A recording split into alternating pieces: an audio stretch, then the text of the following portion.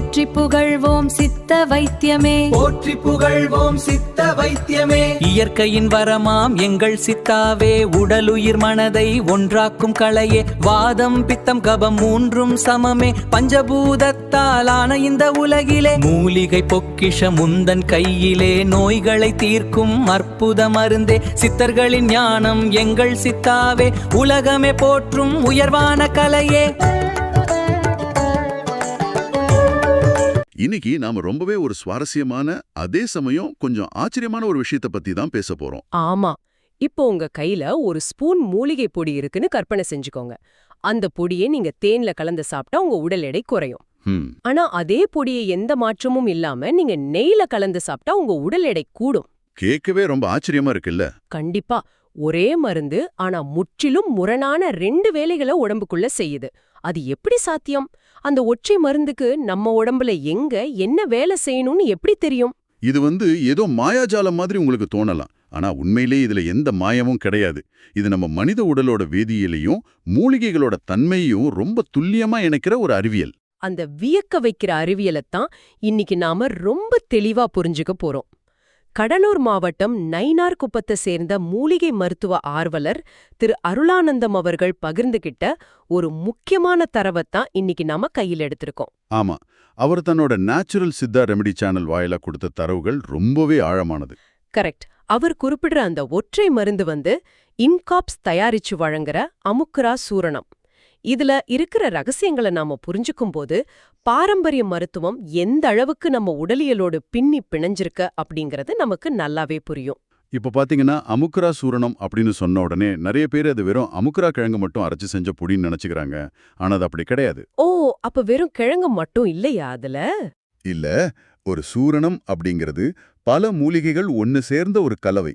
நீங்க வெறும் அமுக்ரா கிழங்க மட்டும் தனியா சாப்பிட்டா அது உடம்புல முழுமையா வேலை செய்யாது. அதுதான் இங்க இருக்கிற முதல் சுவாரஸ்யமே. இம்காப்ஸ் நிறுவனத்தோட இந்த தயாரிப்புல மைய பொருளான அமுக்ரா கிழங்கோட இன்னும் பல விஷயங்கள் ரொம்ப சரியான விகிதத்துல கலந்திருக்காங்க. ஆமா, குறிப்பா சொல்லணும்னா செரிமானத்துக்கு உதவக்கூடிய திரிகடுகு அப்படின்னு சொல்ற சுக்கு, மிளகு, திப்பிலி இதுல இருக்கு. அது மட்டும் இல்லாம நரம்புகளுக்கு வலுவோட்டக்கூடிய ஏலக்காய், சிறுநாகப்பூ, கிராம்பு மாதிரியான நறுமணப் பொருட்களும் இதுல சேர்த்திருக்காங்க. இத படிக்கும்போது எனக்கு ஒரு விஷயம் தோணுச்சு. என்ன தோணுச்சு சொல்லுங்க? அதாவது இது அப்படியே ஒரு கால்பந்து அணியோட பொருத்தி பார்க்கலாம். இப்ப அமுக்ரா கிழங்கு அப்படிங்கிறது அந்த அணியோட ஸ்டார் பிளேயர் மாதிரி. எல்லாரோட கவனமும் அவர் மேலதான் இருக்கும். கரெக்ட், அவர்தான் கோல் அடிக்கணும். நரம்புகளை தூண்டுற ஏலக்காய், கிராம்பு மாதிரியான நடுக்கல வீரர்கள் செய்யறாங்க, அதாவது மிட்ஃபீல்டர்ஸ். சூப்பரான ஒப்பீடு இது. அதே சமயம் உடம்போட செரிமானத்தை சீராக்கி வேற எந்த சிக்கலும் வராம பாதுகாக்கிற சுக்கு, மிளகு, திப்பிலி தடுப்பாட்டக்காரர்கள் மாதிரி, அதாவது டிஃபெண்டர்ஸ் மாதிரி செயல்பட்டு மொத்த அணியோட அடிப்படை இயக்கத்தை காப்பாத்துது. நான் சொல்றது சரிதானே? இந்த ஒப்பீடு ரொம்ப கச்சிதமா பொருந்தது. ஏன்னா நம்ம மனித உடலோட செரிமான மண்டலம் அப்படிங்கிறது ரொம்ப கடுமையான ஒரு சோதனை சாவடி மாதிரி. அதாவது அவ்வளோ சீக்கிரம் எதையும் உள்ள விடாதுன்னு சொல்றீங்களா? கண்டிப்பா. நீங்க வாய் வழியா ஒரு மருந்தை சாப்பிட்ட உடனே அது நேரா ரத்தத்திலயோ நரம்புகள்லயோ கலந்துராது. அமுக்கிரா கிழங்கு அடிப்படையில கொஞ்சம் கடினமான, எளிதில் செரிக்காத தன்மை கொண்டது. ஓஹோ. அந்த ஸ்டார் பிளேயரை மட்டும் நீங்க தனியா உடம்புக்குள்ள அனுப்புனா இரைப்பையில இருக்கிற அமிலங்கள் அதை முழுமையா சிதைச்சு எந்த பலனும் இல்லாம கழிவா வெளியேற்றிடும். அடடே, அப்ப அந்த சுக்கு, மிளகு, திப்பிலி எல்லாம் அங்க என்னதான் செய்யுது? அதோட வேலை என்ன? அங்கதான் இந்த மூலிகைகளோட கூட்டு செயல்பாடு, அதாவது சினர்ஜி வேலை செய்யுது. நம்ம உடம்புல இருக்கிற செரிமான நெருப்பை தூண்டுறது தான் இந்த திரிகடுகோட வேலை. செரிமான நெருப்புனா அந்த டைஜஸ்டிவ் ஃபயர் இல்லையா? ஆமா, அதேதான். குறிப்பா மிளகுல இருக்கிற பைப்ரின் அப்படிங்கிற வேதிப்பொருள் மத்த மூலிகைகளோட சத்துக்களால் உடம்பு உறிஞ்சுற தன்மைய பல மடங்கு அதிகரிக்குது. ஓ, அதனாலதான் மிளகு சேர்க்கறாங்களா? நிச்சயமா. அது மட்டும் இல்லாம சுக்கும் திப்பிலியும் இரைப்பையோட சுவர்களை தயார்படுத்தி அமுக்ராவோட முழுமையான சத்துக்களும் ரத்தத்துல கலக்க உதவி செய்யுது. அப்போ செரிமானம் அப்படிங்கிற தடைய உடைச்சி மருந்த உள்ள கொண்டு போறதுதான் இந்த துணை பொருட்களோட வேலை. இப்பதான் இந்த மூலப்பொருட்கள் எப்படி ஒண்ணுக்கொன்னு உதவி பண்ணிக்குதுன்னு அடிப்படையே எனக்கு புரியுது. இது ஒரு அருமையான கூட்டு முயற்சி. சரி, இப்ப மருந்து உடம்புக்குள்ள வெற்றிகரமா போயிடுச்சு. ஆனா ஆரம்பத்துல நீங்க ஒரு கேள்வி கேட்டீங்கல்ல? ஆமா, உள்ள போன மருந்துக்கு எப்படி தெரியும் இவரோட எடைய குறைக்கணுமா இல்ல கூட்டணுமான்னு? அதுக்கு என்ன தனியா மூளையா இருக்கு? அதுதான் முக்கியமான விஷயம். இங்க தான் சித்த மருத்துவத்தோட மிக நுட்பமான அறிவியல், அதாவது அனுபானம் அப்படிங்கிற கான்செப்ட் உள்ள வருது. அணுபானம் அப்படின்னா என்ன? கொஞ்சம் விளக்கமா சொல்ல முடியுமா? எந்த ஒரு பாரம்பரிய மருந்து எடுத்துக்கிட்டாலும் அதுல அனுபானம் அப்படிங்கிறது ரொம்ப ரொம்ப முக்கியம். அணு அப்படின்னா தொடர்ந்து செல்வது, பானம் அப்படின்னா திரவம் அல்லது துணைப்பொருள். அதாவது மருந்த நாம எது கூட கலந்து உடம்புக்குள்ள அனுப்புறோம் அப்படிங்கிறது தான் அனுபானம், சரியா? மிகச்சரி. இந்த அனுபானம் தான் மருந்து உடம்புல என்ன வேலை செய்யணும்னு தீர்மானிக்குது. நம்ம தரவுகளின்படி பாத்தீங்கன்னா, உடல் எடை அதிகமா இருக்கிறவங்க எடைய குறைக்க இந்த அமுக்கிரா சூரணத்தை தேன்ல கலந்து சாப்பிடணும்னு சொல்லியிருக்காங்க. ஆமா, அதே சூரணத்தை உடல் மெலிந்தவர்கள் தங்களோட எடை கூடுவதற்காக நெய்யில கலந்து சாப்பிடணும். பலகீனம் அப்புறம் நரம்பு தளர்ச்சி இருக்கிறவங்க வெதுவெதுப்பான பால்ல கலந்து சாப்பிடணும். உண்மைதான். இது கிட்டத்தட்ட நம்ம ஸ்மார்ட் போன்ல இருக்கிற ஜிபிஎஸ் நேவிகேஷன் மாதிரி செயல்படுது. இப்ப அமுக்கிரா சூரணம் அப்படிங்கிறது ஒரு சக்தி வாய்ந்த கார் என்ஜின் மாதிரி. அதுக்குன்னு ஒரு வலிமை இருக்கு, ஆனா எங்க போகணும்னு திசை தெரியாது. அந்த இடத்துல தேன், நெய் அல்லது பால் அப்படிங்கிறது அந்த காருக்கு நம்ம கொடுக்கிற ஜிபிஎஸ் லொகேஷன். ரொம்ப அழகான விளக்கம் இது. தேன் கூட கொடுக்கும்போது ஜிபிஎஸ் எடையை குறைக்கும் பகுதிக்கு செல் அப்படின்னு திசை காட்டுது. நெய் கூட கொடுக்கும்போது எடையை கூட்டும் பகுதிக்கு செல் அப்படின்னு வழிகாட்டுது இல்லையா? கரெக்ட். ஆனா அந்த திசை காட்டுதல் உடம்புக்குள்ள எப்படி நடக்குது அப்படிங்கறதுல தான் உண்மையான அறிவியலே ஒளிஞ்சிருக்கு. இதை நம்ம கொஞ்சம் உயிரியல் ரீதியா பார்ப்போம். கண்டிப்பா, சொல்லுங்க. நம்ம பாரம்பரிய மருத்துவத்துல வாதம், பித்தம், கபம் அப்படின்னு 3 அடிப்படையான உடல் தத்துவங்கள் இருக்கு. வாதம்னா இயக்கம், பித்தம்னா வெப்பம் மற்றும் செரிமானம், கபம்னா உடலோட கட்டமைப்பு மற்றும் குளிர்ச்சி. அப்போ ஒருத்தர் குண்டா இருக்கிறாருன்னா அவர் உடம்புல கபம் அதிகமா இருக்குன்னு அர்த்தமா? ஆமா, கபம் ஆதிக்கம் செலுத்துதுன்னு அர்த்தம். தேன் அடிப்படையிலே கபத்தை அறுக்கும் தன்மை கொண்டது, அதாவது சுரண்டி இருக்கும் தன்மை. ஓஹோ. நீங்க அம்முக்கிராவை தேன்ல கலக்கும்போது தேன்ல இருக்கிற என்சைம்கள் அம்முக்கிராவோட வேதிப்பொருட்களை நேரா கொழுப்பை சிதைக்கிற வளர்ச்சிதை மாற்ற பாதைக்கு, அதாவது மெட்டபாலிக் பாத்வேக்கு எடுத்துட்டு போகுது. அடடே, அப்ப ஒருவேளை எடை அதிகமா இருக்கிற ஒருத்தர் தெரியாம இத நெய்யில சாப்பிட்டுட்டா என்ன ஆகும்? அது ரொம்ப சிக்கலாயிடும். ஏன்னா நெய் அப்படிங்கிறது ஒரு தூய கொழுப்பு. நம்ம மனித உடம்புல இருக்கிற ஒவ்வொரு செல்லோட வெளிப்படலமும் கொழுப்பால் ஆனதுதான். செல் மெம்பரேன் சொல்றீங்களா?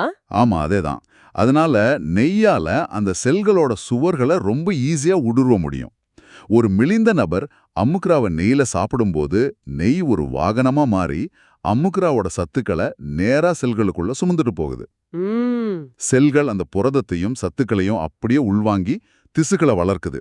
அதனால உடல் எடை கூடும். ஆனா குண்டா இருக்கிற ஒருத்தர் நெய்யில சாப்பிட்டா இது அவர் கொழுப்பு செல்களை இன்னும் வளர்த்து எடைய ரொம்ப கூட்டிடும். சரி, அப்ப பால்ல கலந்து சாப்பிடும்போது உடம்புல என்ன மாற்றம் நடக்குது? பால் இயற்கையாவே நரம்புகளை அமைதிப்படுத்துற தன்மை கொண்டது. அது வாதத்தை குறைச்சு நரம்பு மண்டலத்துக்கு ஒரு விதமான குளிர்ச்சியையும் நிலைத்தன்மையும் கொடுக்குது.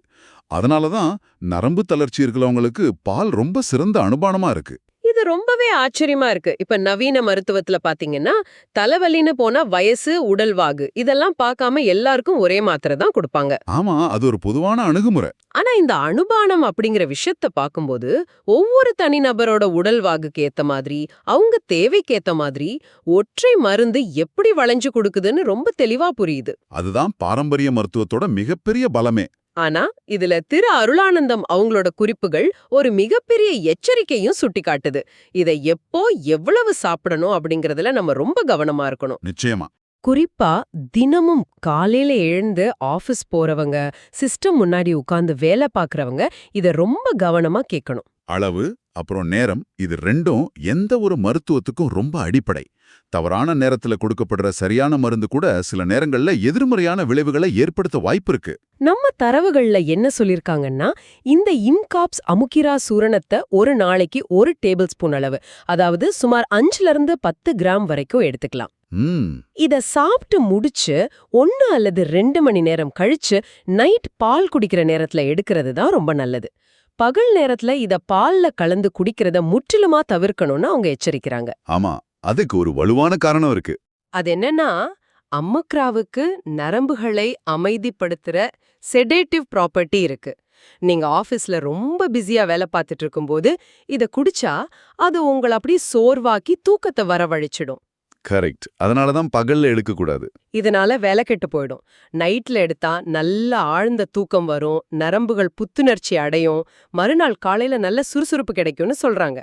ஆனா ஒரு நிமிஷம், எனக்கு இங்க ஒரு மிகப்பெரிய சந்தேகம் வருது. சொல்லுங்க, என்ன சந்தேகம்? அமுக்ரா சூரணம் அப்படிங்கிறது உடம்புக்கு எனர்ஜி தர்ற, பலவீனத்தை போக்குற ஒரு சக்தி வாய்ந்த மருந்துன்னு தானே நம்ம இவ்வளவு நேரம் பேசிட்டு இருக்கோம். ஆமா, அதுல எந்த மாற்று கருத்தும் இல்ல. அப்போ எனக்கு மதியம் 2 மணிக்கு ஆபீஸ்ல ஒரு முக்கியமான பிரசன்டேஷன் இருக்குன்னு வைப்போம். என் மூளை ரொம்ப சுறுசுறுப்பா இயங்கணும். எனக்கு எனர்ஜி தேவைப்படுற அந்த பகல் நேரத்துல தானே நான் இதை குடிக்கணும். ம் நைட்டு தூங்கும்போது எனக்கு எதுக்கு எனர்ஜி? எனக்கு எனர்ஜி தேவைப்படும் போது தூங்க சொல்லுது, தூங்கும்போது எனர்ஜியை கொடுக்குது. இது பார்க்க கொஞ்சம் முரணா தெரியலையா? இது நிறைய பேருக்கு வர்ற ரொம்ப நியாயமான கேள்விதான். ஆனா நாம எனர்ஜி அப்படிங்கறத என்னவா புரிஞ்சு வச்சிருக்கோம் அப்படிங்கறதுல தான் இங்க சிக்கலே இருக்கு. எப்படி சொல்றீங்க? உதாரணமா, உங்களுக்கு ரொம்ப டயர்டா இருக்கும்போது ஒரு கப் ஸ்ட்ராங்கான காஃபி குடிக்கிறீங்க. உடனே ஒரு சுறுசுறுப்பு வரும் இல்லையா? ஆமா, கண்டிப்பா வரும். அத நாம எனர்ஜின்னு தப்பா நினைச்சுக்கிறோம். ஆனா அது எனர்ஜி கிடையாது. அது வெறும் செயற்கையான தூண்டுதல், அதாவது ஸ்டிமுலேஷன். ஓ, காஃபி எனர்ஜி கொடுக்காதா? இல்ல, காஃபில இருக்கிற கெஃபீன் உங்க உடம்போட சிம்பத்தட்டிக் நரம்பு மண்டலத்தை தூண்டி அட்ரினலின் ஹார்மோனை சுரக்க வைக்குது. அதாவது உடம்பு ஒரு அவசர நிலைக்கு தள்ளி மிஷின் மாதிரி செயல்பட வைக்குது. அடப்பாவமே! இது நாளைய எனர்ஜியை இன்றைக்கே கடன் வாங்குறதுக்கு சமம். கொஞ்ச நேரத்துல அந்த தூண்டுதல் குறைஞ்ச உடனே நீங்க முதல்ல இருந்ததை விட இன்னும் அதிகமா சோர்வடைஞ்சிடுவீங்க. ஓஹோ, அப்போ அமுக்ரா கொடுக்கற எனர்ஜி எந்த வகையானது? அது எப்படி வேலை செய்யுது? மனித உடம்போட உண்மையான எனர்ஜி வெளியிலிருந்து முடுக்கி விடப்படுறதால கிடைக்கிறது இல்ல. சோர்வடைந்த நரம்புகளும் திசுக்களும் ஓய்வெடுத்து தங்களை தாங்களே சரி செய்து கொள்ளும் போதுதான் உண்மையான பலம் பெருக்குது. அதாவது செல்லுலர் ரிப்பேர் நடக்கும்போதுன்னு சொல்றீங்க. கரெக்ட். நம்ம உடம்போட மீட்பு முறை, அதாவது ரெக்கவரி மெக்கானிசம் அப்படிதான் செயல்படுது.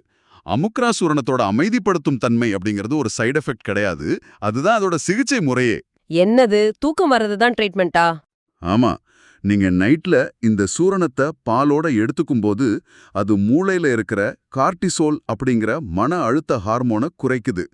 பாராசிம்பத்தட்டிக் நரம்பு மண்டலத்தை தூண்டி உடம்ப ஓய்வு மற்றும் செரிமான நிலைக்கு கொண்டு போகுது.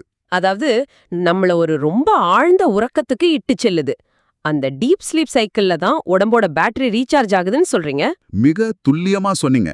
அந்த ஆழ்ந்த உறக்கத்துல தான் செல்கள் தங்களை புதுப்பிச்சுக்குது, சேதமடைஞ்ச திசுக்கள் சரி செய்யப்படுது. இந்த முழுமையான நரம்பு மீட்பு பணி நைட்ல நடக்கிறதால தான் மறுநாள் காலையில நீங்க எந்த ஒரு காஃபியோட தூண்டுதலும் இல்லாம இயற்கையாகவே ஒரு பெரிய எனர்ஜியோட எழ முடியுது. அருமை. நைட்ல நரம்புகளுக்கு ஓய்வு கொடுக்கறது தான் பகல்ல உங்களுக்கு கிடைக்கிற உண்மையான பலம். மிஷின் மாதிரி உடம்ப ஓட விடுறது மருத்துவம் கிடையாது. அதை இயற்கை வழியில சரி செய்யறது தான் உண்மையான மருத்துவம் அப்படிங்கறத இம்காப்ஸ் நிறுவனத்தோட இந்த அமுக்கிரா சூரணம் நமக்கு ரொம்ப தெளிவா உணர்த்துது. கண்டிப்பா. மேலும் தரமான மூலிகைகளை கொண்டு முறையான விகிதத்துல செய்யப்படுற இந்த மாதிரி பாரம்பரிய மருந்துகள் இன்னைக்கு எல்லா நாட்டு மருந்து கடைகள்லயும் ஈஸியா கிடைக்குது அப்படிங்கறதும் இந்த காலத்துல ஒரு பெரிய வரப்பிரசாதம் தான். ஆமா, அது ரொம்ப முக்கியமான விஷயம். இன்னைக்கு விவாதத்துல நாம பல நுட்பமான விஷயங்களை பார்த்திருக்கோம். அமுக்கரா சூரணம் அப்படிங்கிற ஒற்றை மூலிகை கலவை எப்படி சுக்கு மிளகு திப்பிலி அப்படிங்கிற தடுப்பாட்டக்காரர்களோட உதவியால செரிமானம்ங்கிற தடைய தாண்டி ரத்தத்துல கலக்குதுன்னு பார்த்தோம். எல்லாத்துக்கும் மேலா தேன், நெய், பால் அப்படின்னு அனுபானம்ங்கிற ஜிபிஎஸ் மாறும்போது நம்ம உடம்புக்குள்ள நடக்கிற வேதியியல் மாற்றங்கள் எப்படி முற்றிலுமா திசை மாறுது அப்படிங்கறதையும் புரிஞ்சுக்கிட்டோம். ரொம்ப தெளிவாவே பார்த்தோம். எனர்ஜி வேணும் அப்படிங்கிறதுக்காக பகல்ல குடிக்க கூடாது, ஆழ்ந்த தூக்கத்தின் மூலமா நரம்புகளை சரி செய்ய வேலைக்கு போறவங்க இத நைட்ல மட்டும்தான் எடுக்கணும் அப்படிங்கிற அந்த அறிவியல் காரணத்தையும் தெரிஞ்சுக்கிட்டோம். நவீன அறிவியல் தேடல்களையும் பாரம்பரிய மருத்துவத்தோட ஆழமான புரிதலையும் ஒன்னு சேர்த்து பார்க்கறது எப்போதுமே நமக்கு ஒரு பெரிய தெளிவை தரும். உண்மைதான். எந்த ஒரு பொருளையும் நாம உடம்புக்குள்ள செலுத்துறதுக்கு முன்னாடி அது ஏன் எப்படி வேலை செய்யுது அப்படிங்கிற புரிதல் நமக்கு ரொம்ப அவசியம். நிச்சயமா. உங்களுக்கான தகவல்களை தேடி படிக்கிற நேரத்தை மிச்சப்படுத்தி மிக முக்கியமான அறிவை மட்டும் சுருக்கி தர்ற எங்களோட நோக்கம் இன்னைக்கு நிறைவேறியிருக்கும்னு நம்புறோம். அடுத்த முறை நீங்க ஏதேனும் ஒரு மருந்தை எடுத்துக்கிறதுக்கு முன்னாடி இது என் உடம்புக்கு ஏத்த மாதிரி வேலை செய்யுதா, இதுக்கான அனுபானம் சரியானதா அப்படிங்கறது நீங்க நிச்சயமா ஒரு கணம் சிந்திச்சு பாப்பீங்க. கண்டிப்பா யோசிப்பாங்க. விடை பெறதுக்கு முன்னாடி நீங்க தனியா உட்கார்ந்து சிந்திக்க ஒரு கேள்வியை நாங்க விட்டு செல்றோம். கொஞ்சம் ஆழமா யோசிச்சு பாருங்க.